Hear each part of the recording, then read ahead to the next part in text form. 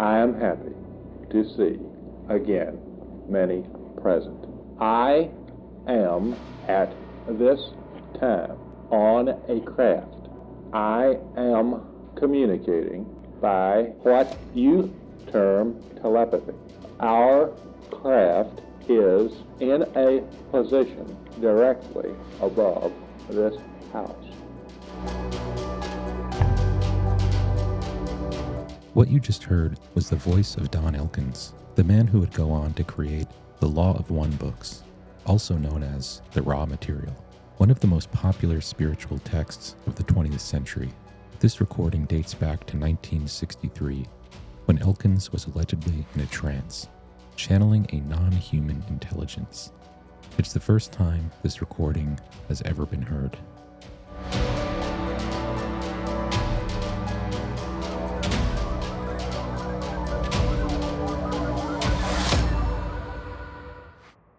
You talk a lot about the Law of One. Can you explain to the audience what the Law of One is, which is a deep, dark, not dark, but deep rabbit hole you can go down into? Yeah, if you're not familiar with the Law of One, it's a channeled text from the early 1980s. It was from a group of UFO researchers who were trying to kind of figure out what this UFO phenomenon is all about. And so they started channeling to try and contact extraterrestrials. Today, the Law of One books, also known as the Raw Material, have become a cornerstone of modern spiritual culture. What began as a series of esoteric trance channeling sessions in the early 1980s has grown into a global phenomenon, inspiring podcasts, Reddit communities decoding every session, and YouTube videos with hundreds of thousands of views exploring their philosophies. But long before all that, before the name Ra was ever spoken, there was one man sitting alone in a small room in Louisville, Kentucky, with a reel-to-reel machine. His name was Don Elkins, a scientist, a pilot, and the original author behind the Law of One books. And what he captured on tape may have been the first attempt to scientifically prove contact with non-human intelligence, or the beginning of one man's descent into the unknown. Decades later, when his life suddenly ended, Elkins left behind hundreds of hours of recordings, sessions conducted long before the Raw Material was ever published. And somehow, I came into possession of those tapes, and they've never been heard. Until now.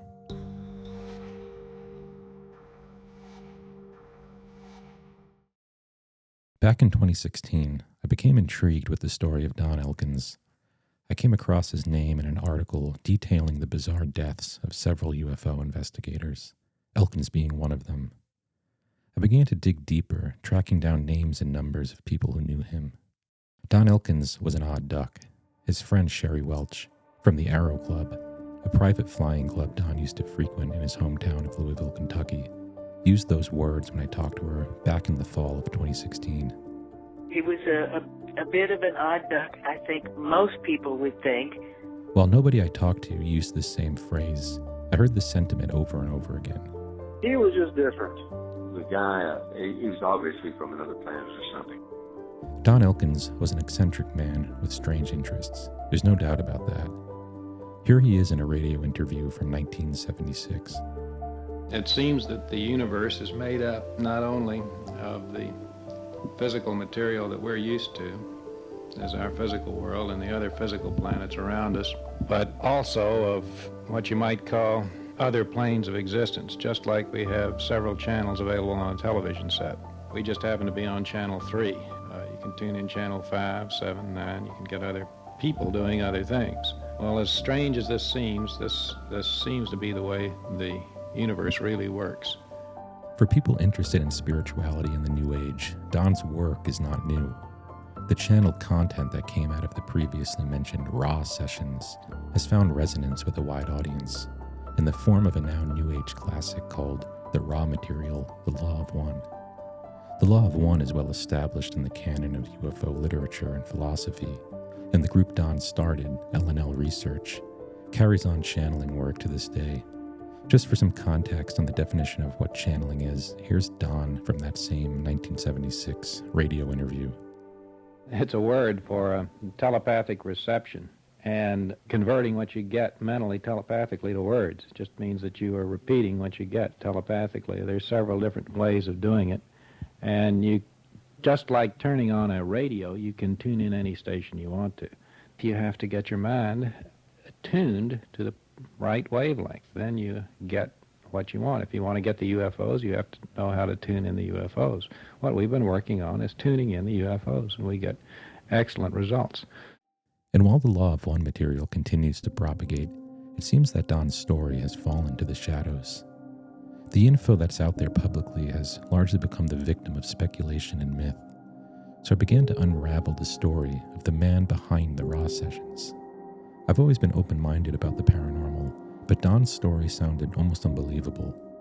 A small group in Louisville, Kentucky claimed to have made contact with an ancient, multidimensional Egyptian being called Ra, who supposedly chose them to deliver a metaphysical blueprint explaining the origins of the universe and humanity's place within it. I don't know what I expected to find, maybe some sort of New Age guru type character, but that's definitely not who Don was. I discovered he was an Army Master Sergeant in the Korean War, and went on to become a well-respected physics professor at the University of Louisville in Kentucky, as well as a commercial airline pilot for the now-defunct Eastern Airlines. Here's his colleague from Eastern Airlines and good friend, Milt Schlappick. And he was a sharp, intelligent guy. This was no crazy. Joe Shepard, one of Don's flight students and a fellow pilot, put it this way. Like I said, I know he wouldn't fabricate anything. He wouldn't, definitely wouldn't want to, make up a story. Even his colleague from the physics department at the University of Louisville, Leo Jenkins, who generally thought Don's channeling business was a load of woo-woo, recollected that. Everyone I've talked to and refreshed my memory on that, he was a very good instructor. His only problem was he heard voices from outer space. None of the people I spoke with, even those skeptical or unimpressed by Don's channeling work, ever suggested that he was unstable or crazy.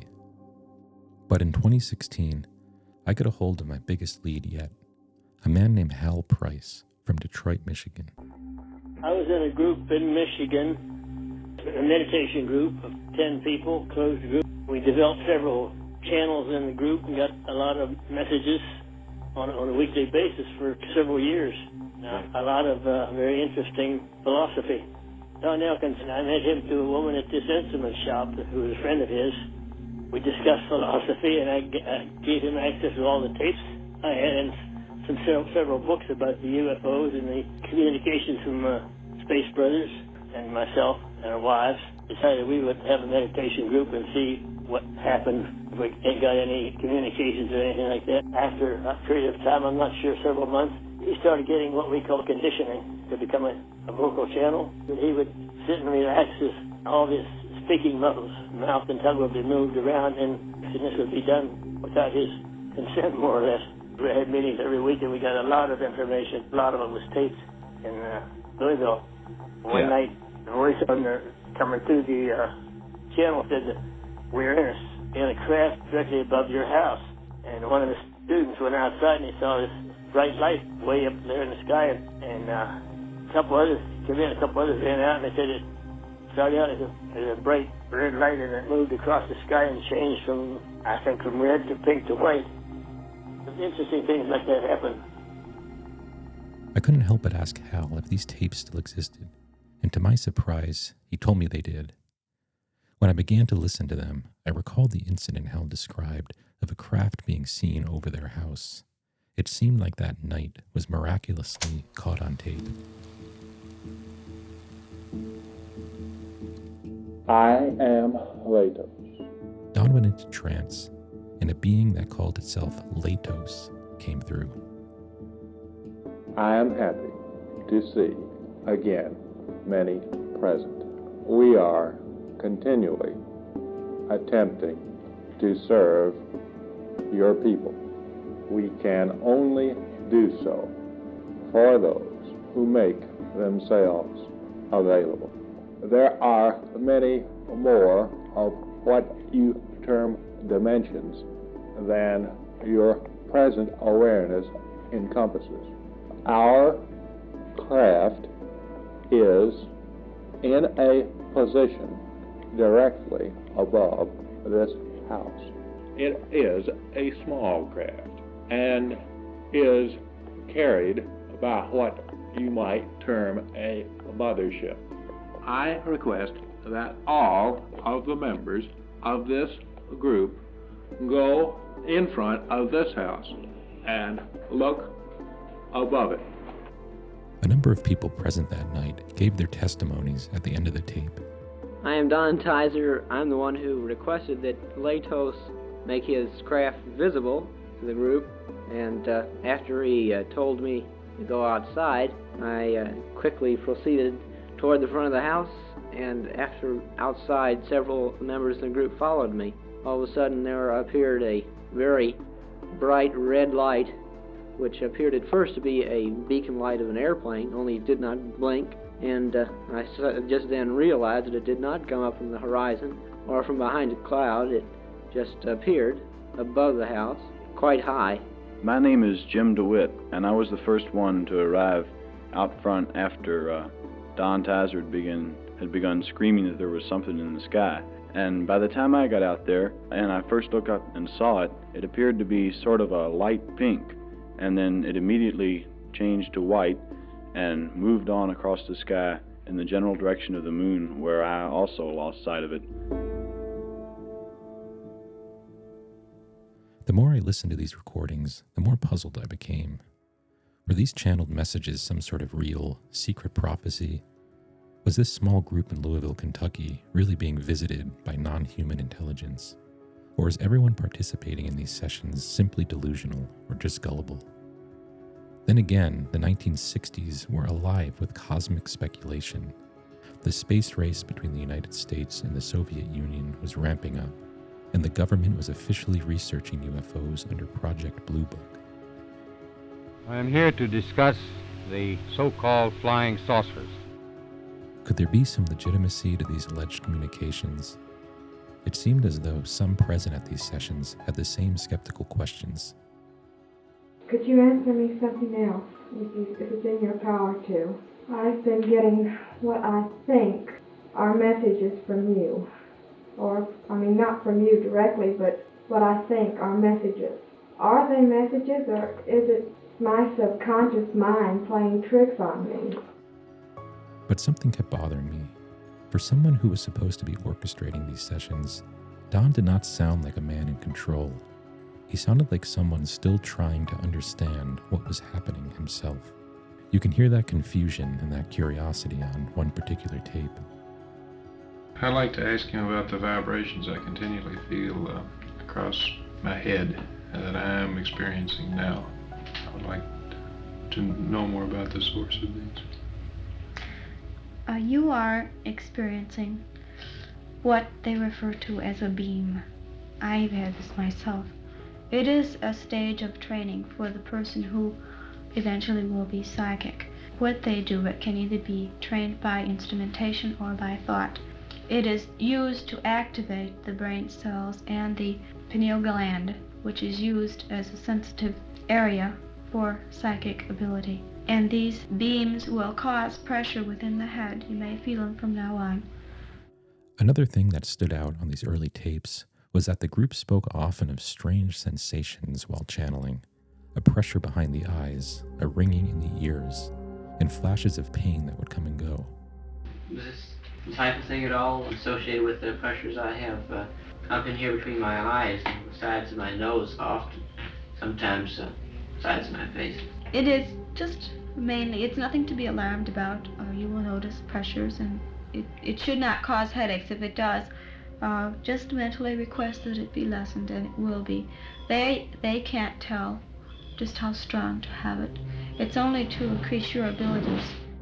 The source coming through told them not to worry, that it was part of a process, a conditioning beam meant to strengthen their psychic link. But listening now, those reassurances sound different, because years later, those same symptoms, the ringing, the headaches, the invisible pressure, began to haunt Don himself. Some believed it was psychological. Others were convinced it was something else, the same force they'd once welcomed into their living room decades earlier. Don himself spoke of how negative energies could affect these sessions. Some people say it's a work of the devil. It could be the work of the devil if you tune in a low station on your mental channel. What you have to do is get a good receiver. People have seen The Exorcist and things like that. Of course, you can channel a very negative source, like the little girl in The Exorcist. She got tuned into some real bad vibrations, and just like we can tune in some real bad music on the radio. If you want to get good music or some high stuff, you have to get your mind tuned to the right wavelength. Whatever it was, it followed him to the end. And on November 7th, 1984, Louisville police were called to Don's home, and what occurred that night would be the end of one of the strangest stories in modern New Age history. Detective William Baker, Jefferson County Police Homicide Unit. This is going to be a tape statement concerning the incident at 1504 Hobbs Park involving Donald Tully Elkins, white male, 54 years of age.